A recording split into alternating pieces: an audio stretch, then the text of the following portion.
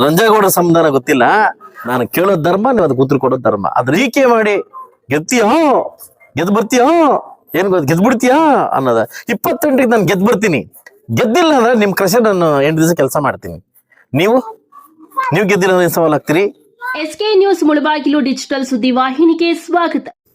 ಮಾಲೂರು ಶಾಸಕರು ಅದನ್ನ ಸವಾಲ್ ಹಾಕಿದ್ರಲ್ಲ ಸರ್, ಅಲ್ಲಿ ಕೋಲಾರಲ್ಲಿ ಮಾತಾಡಿದೀರ. ಆದ್ರೂ ಮುಳಬಾಗಲಲ್ಲಿ ಉತ್ತರ ಕೊಟ್ರೆ ಚೆನ್ನಾಗಿರುತ್ತೆ. ಯಾಕಂದ್ರೆ ಮುಳಬಾಗಲಲ್ಲಿ ನೆಕ್ಸ್ಟ್ ನೀವು ಕ್ಯಾಂಡಿಡೇಟ್ ಅಲ್ಲ ಅನ್ನೋ ಲೆಕ್ಕದಲ್ಲಿ ಎಲ್ಲಾದ್ರೂ ಗೆಲ್ಲಿ ಅಂತ ಹೇಳೋರು ಅವರು. ಮುಳಬಾಗಲಲ್ಲಿ ನಿಂತು ಗೆಲ್ಲಿ ಅಂತ ಹೇಳಿಲ್ಲ ಅವರು, ಜಿಲ್ಲೆಯಲ್ಲಿ ಎಲ್ಲಾದ್ರೂ ನಿಂತು ಗೆಲ್ಲಿ ಅಂತಿದ್ದಾರೆ. ಅದಕ್ಕೆ ನೀವು ಇಲ್ಲಿ ನಿಂತೀರಾ ಅಂತ. ನಾನು ಚಿಕ್ಕ ಮಗುವಾಗಿಂದನೂ ಒಂದು ನನಗೆ ಇಷ್ಟ ಏನಂದ್ರೆ ಚಾಲೆಂಜ್ ಸ್ವೀಕಾರ ಮಾಡೋದು ತುಂಬಾ ಇಷ್ಟ ನನಗೆ. ಇವತ್ತು ಸ್ವೀಕಾರ ಮಾಡಿದ್ದೀನಿ. ನಾನು ಹೇಳಿದ್ದು ಮಾನ್ಯ ಒಂದು ಗುಮಾನಿ ಇದೆ, ಒಂದು ಮಾಹಿತಿ ಇದೆ ಅಂತ ಹೇಳಿದ್ದು. ನಾನು ಪ್ರತಿಕ್ರಿಯೆ ಅಲ್ಲ, ಮಾಹಿತಿಗೂ ಪ್ರತಿಗೂ ತುಂಬಾ ವ್ಯತ್ಯಾಸ ಇದೆ. ಒಂದು ಮಾಹಿತಿ ಇದೆ, 2018 ಕುಮಾರಣ್ಣ ಏನ್ ಕಾಟ ಕೊಟ್ಟು ಪದವಿಯಿಂದ ಇಳಿಸಿದ್ರು, ಬಹುಶಃ ಅದೇ ರೀತಿ DKCಗೆ ಆಗುತ್ತೆ ಅನ್ನೋ ಒಂದು ಮಾಹಿತಿ ಇದೆ ಅಂತ ಹೇಳಿದ್ದು. ಅದಕ್ಕೆ ಅವರು ಆರ್ಭಟ ಮಾಡಿ ಏನ್ ಆರ್ಭಟದಿಂದ ಮೃದ್ಯು ಮಂಜು ಫಸ್ಟ್ ಟೈಮ್ ಗೆದ್ದಿರೋನು ಮೊನ್ನೆ ನಂಜೇಗೌಡರಣ್ಣವ್ರೆ, ನೀವು 18 ನನ್ನ ಜೊತೆ ಬಂದವರು, ನೀವೇನು ಬ್ರಹ್ಮಲೋಕದಿಂದ ಇಳಿಗೆ ಬಂದಿಲ್ಲ. ನೀವು ಕೂಡ ನನ್ನ ಜೊತೆ 18 ಬಂದು 75,000 ಓಟ್ ತಗೊಂಡು 23ಕ್ಕೆ 50,000 ಇಳಿದಿದ್ದೀರಿ. ನಾನು 67,000 ಮತ ತಗೊಂಡು 97,000ಕ್ಕೆ ಹೋಗಿದ್ದೀನಿ.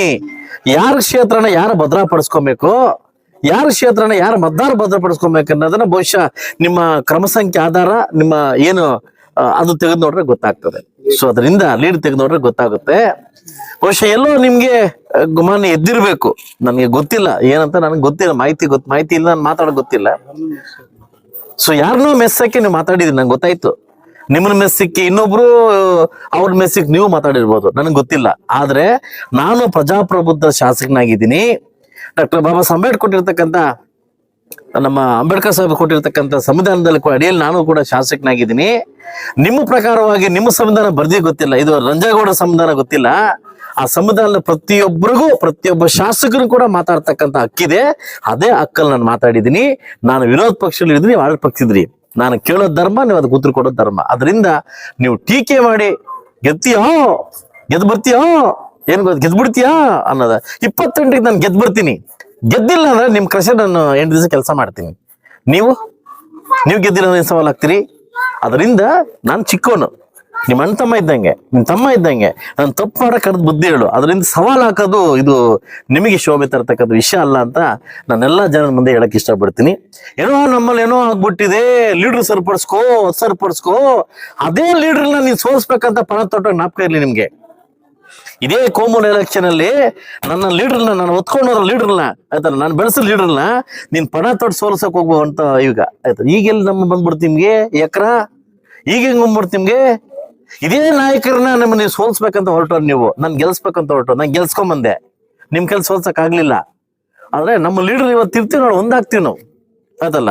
ಇವತ್ತು ನಮ್ಮ ತಟ್ಟಲ್ಲಿ ನೀವು ನೊಣ ನೋಡ್ತಿದ್ರೆ, ನಿಮ್ ಬಾಂಡ್ಲಿ ಏನಿದೆ ಫಸ್ಟ್ ನೋಡ್ಕೊಳ್ಳಿ ಫಸ್ಟ್. ಅದರಿಂದ ಹಗುರವಾಗಿ ಮಾತಾಡೋದನ್ನ ಮಾನ್ಯ ನಂಜೇಗೌಡರನ್ನ ಬಿಡ್ಬೇಕಾಗ್ತದೆ. ಹಗುರವಾಗಿ ಮಾತಾಡೋದನ್ನ ಗೆಲ್ತೀಯೋ ಗೆದ್ದು ಬಾ ನೋಡೋಣ ಸಮೃದ್ಧಿ ಅಂತ. 28 ಗೆದ್ದು ಬರ್ತೀನಿ, ನೋಡ್ಕೊಳ್ಳಿ. ನಂಗೆ ಗೆದ್ದು ಬರ್ತೀನಿ, ಆ ವಿಶ್ವಾಸ, ಆ ಭರವಸೆ.